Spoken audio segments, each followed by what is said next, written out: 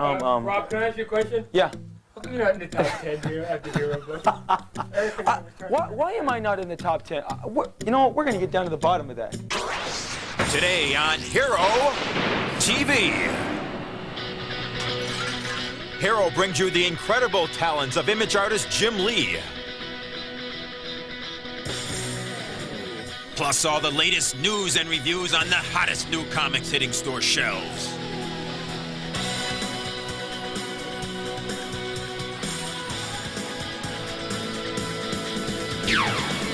Plus we'll preview Batman, the animated movie. All on Hero TV. If you read or collect comics, then you have to have a Hero. Hero Illustrated is here. A magazine exploding with previews of new comics, interviews with the best names in the business, plus exclusive updates on incredible comics like Marvel's Venom, and the latest comic book news and the hottest imprints like Image, DC, Valiant, Dark Horse, and the best of the rest. You'll find the latest insider info on upcoming movies, video games, and animation in every full-color issue. Or the store near you selling Hero and other great comics, call 800-321-HERO. Become part of the adventure.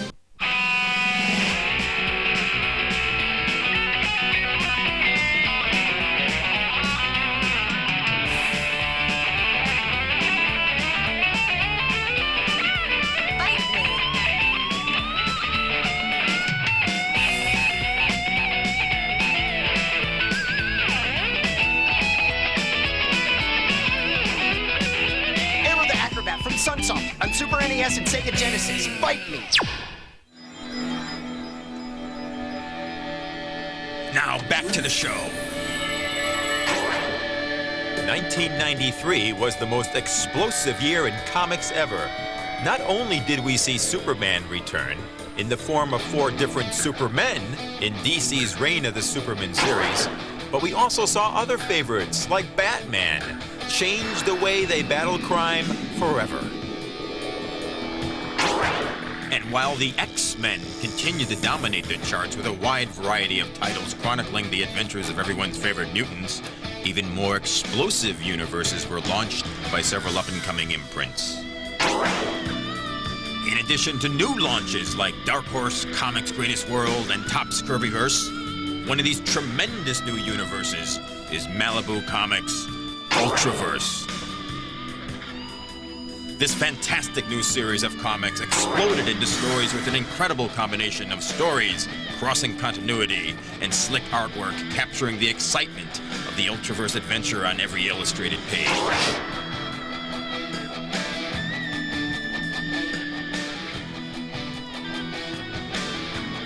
Led by Prime, the flagship title of the Ultraverse, Malibu has carefully crafted a library of comic titles that blend standard superhero adventures within a world filled with events that affect and shape the direction of every character in the book.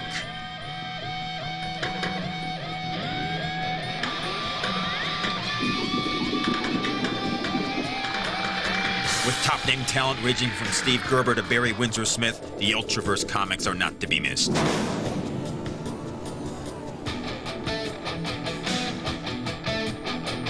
While Dark Horse's Tales of the Jedi remains at the top of the editor's list this month, Hero turns its targets to Todd McFarlane's Spawn. From the depths of the underworld comes Spawn. The flagship for the Image line, Spawn has captured the minds of millions with his brilliant artwork and fantastic story of an elite soldier who meets the devil and lives to tell the tale. Spawn is without a doubt the most incredible visual experience currently on store shelves, showcasing McFarlane's painstaking attention to detail and a dark theme that has literally changed the face of all comics and set new sights for artists to aspire to.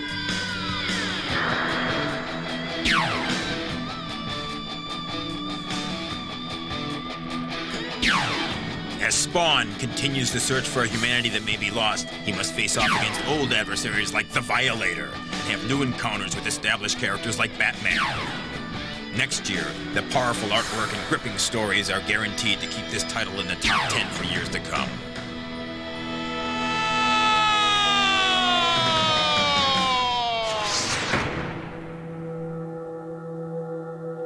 Ay caramba! The Simpsons have arrived to Bongo Comics. The books feature Bart and Lisa's favorite cartoon team, Itchy and Scratchy. Titles include Radioactive Man and Bartman. If you think The Simpsons are rude, crude dudes on TV, wait till you check them out in Bongo Comics. Fresh from the Dracula vs. Zorro miniseries, Topps Comic Books has an all-new Zorro series. Cover assignments will include Frank Miller of Sin City and The Dark Knight Returns fame, Mike Magnolia, artist of Topps' popular Dracula movie adaptation, Jay Lee, and Adam Hughes.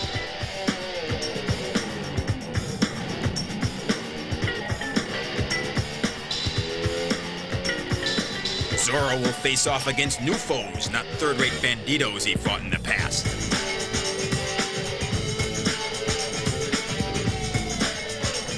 Steven Spielberg is developing a live-action movie based on the swashbuckling character.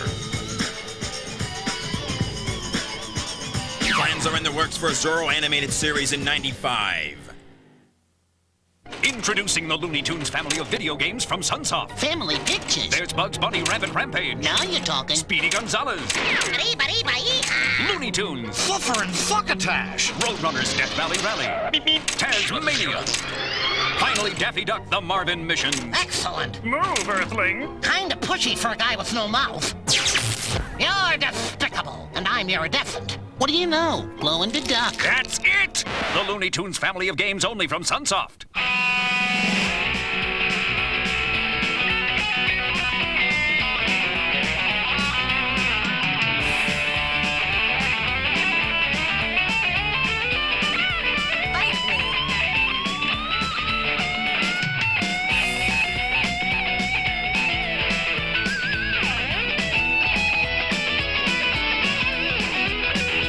Aero the Acrobat from Sunsoft on Super NES and Sega Genesis. Bite me.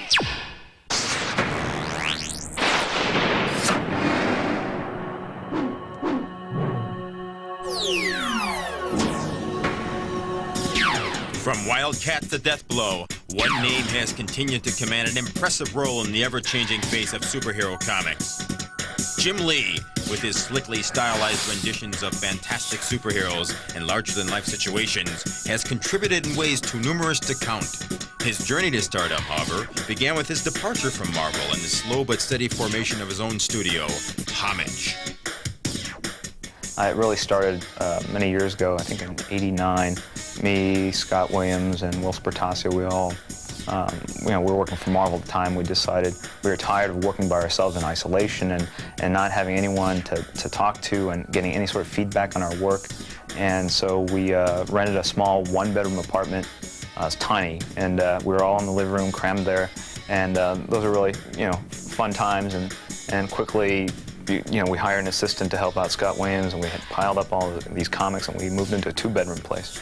And then we moved from a two-bedroom place into a 2,000 square foot office space. We finally took the plunge and signed a lease. And then we moved, that got too small as Mark Silvestri came and joined, and Mike Heisler and Joe Chido. So we moved down the hallway into like 4,500 square feet. And then we hired, that's when Image really started getting rolling. We hired more personnel to help get the books out on time, or at least more smoothly. And we brought in other young artists from around the country. And then, so we're actually at maximum capacity right here. And we're gonna probably get about 12,000 square feet elsewhere now. So we're really, it's really come a long way in a short period of time. In addition to producing some of the best comics in recent history, Lee has also created an environment for others that provides much more than his early days at Marvel ever did for him. What Homage provides, and this is from my own experience, having worked at a large company like Marvel and doing all my work through the mail and on the phone, is that you don't really feel like you're part of the Marvel machine, or you can read the bullpen, you hear all the propaganda, but you don't. Your contribution is so limited, really. You're providing one book out of 100 or 150. What you have here, I think, and what Extreme Studios provides and what we provide is a smaller, less bureaucratic sort of unit. What we're trying to do is redefine what a company is. how an office should be run. You want it to run smoothly, but you don't want it to be bureaucratic. You don't want to, you know, enforce dress codes and snap the whip and all that stuff. Now, with an alternative to Marvel, a new generation of artists are being groomed at Homage, learning from one of the best names in the business. We really let, you know, each artist, you know, choose their own style. We give suggestions, and I'm very mindful of the fact that as I'm giving critiques or hints to young artists, I try to really, you know, explain that this is the way I would do it. I'm not saying this is the only way to do it. I'm not saying this is the way you should do it, but the way I approach this is by doing this and this and this. I work out there with them together. You know, I try to impress upon them that I'm pulling my own weight, so I'm out there drawing pages with them and stuff, and trying to set the pace. While his strategy of bringing together the best talent in the industry is clearly paying off, Jim Lee is looking ahead. We have the regular series like Wildcats. Mark's doing Cyberforce. Scott Clark is the artist on Stormwatch. We have a Backlash project that may be a miniseries or a regular series that will feature Grifter, and that's the character from Stormwatch. We're doing a new team book called Gen 13, and that's being drawn by Jeff Scott, and that's a miniseries that'll come out in the first quarter of next year, '94. And then there are a couple other projects being done by some new established guys that are coming into the studio later on this year when we move into the new office space. Travis Charest, who used to work at DC, he's got a real beautiful style. I mean, just very gorgeous, highly detailed. Dwayne Turner is going to do some more work for us. Richard Bennett, who was doing some work, I think, at Continuity and at Marvel, and another guy named Aaron Wiesenfeld. They're working on projects with other established writers. We're sort of getting into that. You know, we're branching out and bringing in established writers to come in and develop miniseries or series based on characters that we've come up with already. While responsible for some of the best-selling titles, Lee's activities extend well beyond that of an artist. My typical days, I'll come in around 11 or noon, work in the office on an administrative level really till about 5 or 6, meaning okaying proofs, you know, coordinating, picking out paper stock, dealing with licensing people, dealing with Hero magazine, whatever. And then I go home, I spend time with the family, and then I really do the drawing, what I consider to be the real work, starting around probably 10 or 11 at night and working all the way till maybe 3 to 5 in the morning. While Jim Lee is overseeing the activities of dozens of other artists and providing them with an inspiration for their work, Hero asked who Lee turns to for his own inspiration. I think my first and biggest influence was like John Byrne, and it's not real apparent in the work, but I thought he was a consummate artist as far as having these great superhero poses that look relaxed, yet there was a certain kind of tenseness there that made him look different from your average person. You know, his characters moved with a certain fluidity. His backgrounds were always impeccable and you know, just mind-blowing, you know, just incredible perspective shots. While the comics produced by Homage are regarded as some of the best titles ever made, Lee wants to see more comics on store shelves. Well, you know, like, I think we were shooting for 4 this year, and we were getting 2 out. Like, I looked at the schedule, we were getting a book out every 2 weeks. So next year, we'll probably shoot for 6 to 8, and we'll probably get like 4 to 6 out. There's not enough hours in the day to get this all done. I mean, you walked around here a little bit with me, you can see there's a lot of activity, and people are constantly working on things. It's just that so much work goes into putting a comic book together that it's amazing that it can be done in 4 weeks, really. While Homage continues to make strides at regular releases, Lee also expects '94 to be a time of rebuilding for Image as a whole. I think Image is the year that we come back. I mean, you know, like we regain some of the faith. You know, I think that the kids still like our work, and but I know a lot of retailers are probably angry at us as a whole, and that's primarily because of our shipping difficulties. And at our last big meeting, we laid down some pretty severe rules and punishments for being late, and when we would solicit projects, when we wouldn't solicit projects, how much work had to be done before we'd even say that this project existed, and penalties for screwing that up. So next year you'll either see a lot of books come out in time or a lot of people leaving Image as they get fired and canned. So there might be 2 owners or whatever, you know. Once we get that under control, we'll shorten the amount of time it takes before a book is declared returnable and things like that. And you know, shorter than even what the distributors have as guidelines. So I think it's a year of mending fences, kind of moving into a period of maturity, really. Don't move. Hero TV will be back in a moment.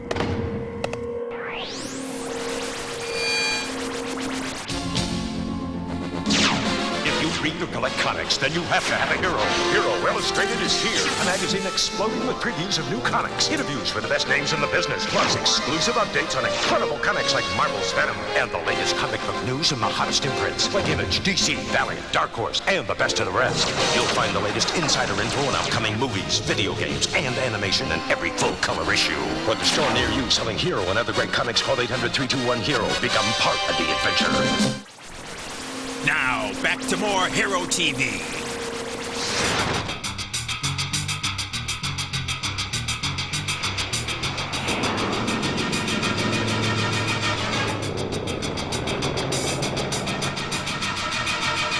Your angel of death awaits. I want you. With a television show, comic book, toys, and a movie, Batman the Animated Series has become bigger than anyone could have imagined. With the legions of fans already thrilled by Batman's big screen exploits, Hero paid a visit to the office of Warner Brothers Animation to see what was in store for the show's 2nd season. The 2nd season is going to be a lot of fun. It's going to be a bit different than the 1st season.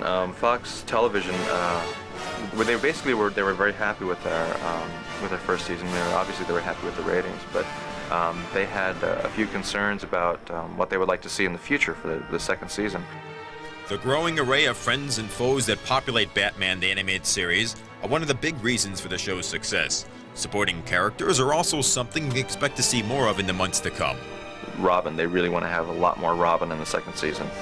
And in fact, they really wanted to have him in every single episode, and we told them it's just not possible. It's impossible to squeeze him into certain kinds of shows. It just doesn't fit. But he's in about 12 out of the second 20, so there's going to be a lot of Robin shows. Typical example is like the Bane show. I know a lot of people are going to be looking forward to the Bane show because he's such a popular character in the comics. It kind of presented us with a problem because we can't really do Bane the way he's done in the comics. You know, we can't.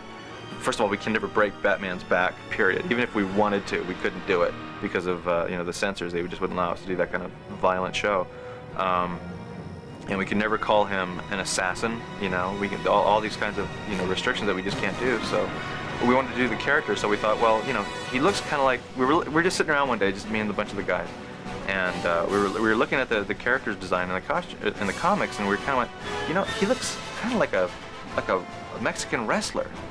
Because he's got the boots and he's got that weird, the face mask and everything, and so that kind of like gave us an inspiration on how to do the character for the series. And he's not that he's a Mexican wrestler per se, but there's definitely that kind of element within the show. So it's basically, it's like a 20-minute fight show. It's not as grim and foreboding as the Bane character in the comics. While the addition of new characters on the second season like Baby Doll and Jonah Hex are sure to keep the show sizzling, there's one team-up that Bruce Timm says won't be happening soon. Yeah, a lot of people have been asking if they're going to see like a Superman-Batman team-up on the show, and there's a number of reasons why we're not going to do that. And first of all, is because it kind of blows our reality, the quote-unquote reality that we have about the show. If you suddenly have this, guy from another planet running around and having fights with Batman. Second of all, it just it's a real hassle every time we do have another character from the DC universe in the show. We have to get a licensing agreement with DC Comics. They have to let us do it. We have to make sure it's a character that's not already previously licensed to animation or to movies or whatever. So it's a big hassle. And we like I said, we try to be eclectic. We try to because everybody says, oh yeah, you can have Superman and Batman, or you're gonna have Green Arrow and Batman, because they teamed up a lot in the comics, and it's like, I'd rather not. I'd like to do more intriguing team-ups or more unexpected guest stars. That's why we're doing like a Jonah Hex show. Look for action, more guest appearances, and more Batman in the months ahead. And turn to Hero for the latest info on all the new events in Gotham.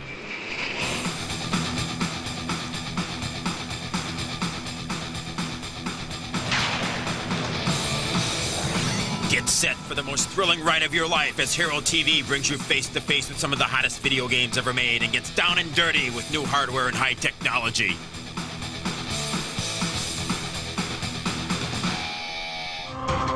The new 3DO game machine promises to offer players new levels of excitement. The action begins with Crystal Dynamics' incredible Crash and Burn driver, packaged with every 3DO machine.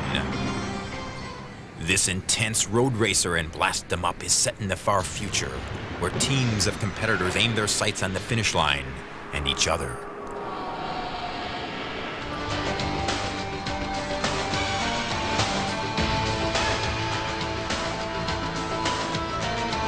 Set among the ruins of a destroyed landscape, Crash and Burn is packed with all-out intensity from start to finish.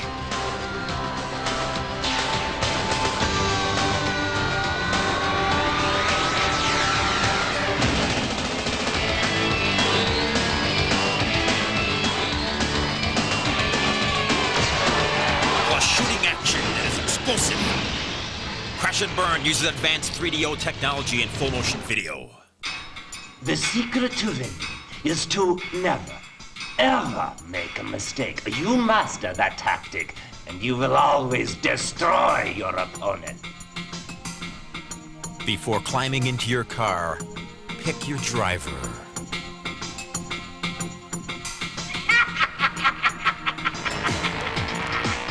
Once you're in the driver's seat, take out the bad guys by enhanced weapons and control. Advanced graphics, stereo sound, and full motion video make this one of the most incredible video game experiences. Also, don't miss the next exciting episode of Hero TV for news on hot hits for '94 like Super Empire Strikes Back.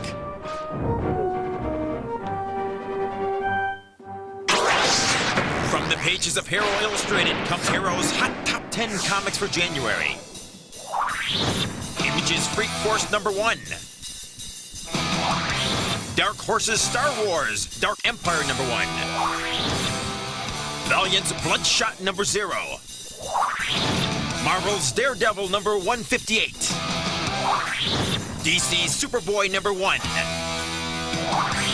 Malibu's Prime #2. DC's Legends of the World's Finest. DC's Sandman #8. Valiant's Magnus Nexus #1. Marvel's Fantastic Four #48.